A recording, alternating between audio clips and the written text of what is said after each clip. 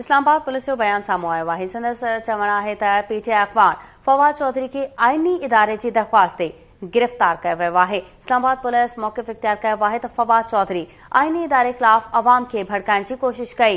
फवाद चौधरी ख़िलाफ़ secretary election commission जी दरख़्वास्त ते केस दाख़िल कयो आहे। फवाद चौधरी खे लाहौर जे अदालत मां रिमांड वठण बाद इस्लामाबाद मुंतक़िल कयो वेंदो।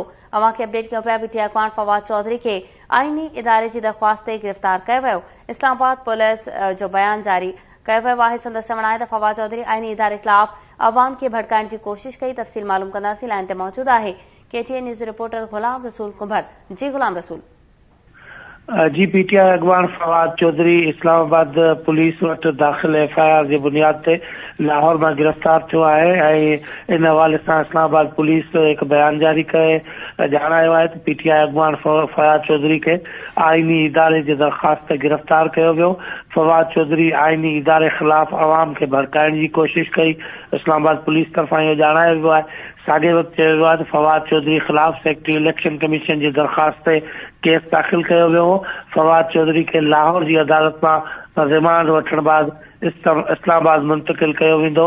अहिड़ी रीति पीटीआई अगवान फवाद चौधरी की गिरफ़्तारी के हवाले से इस्लामाबाद पुलिस बयान जारी किया है। जी गुलाम रसूल कुंभर, तफ़सील ॿुधाइण लाइ महिरबानी।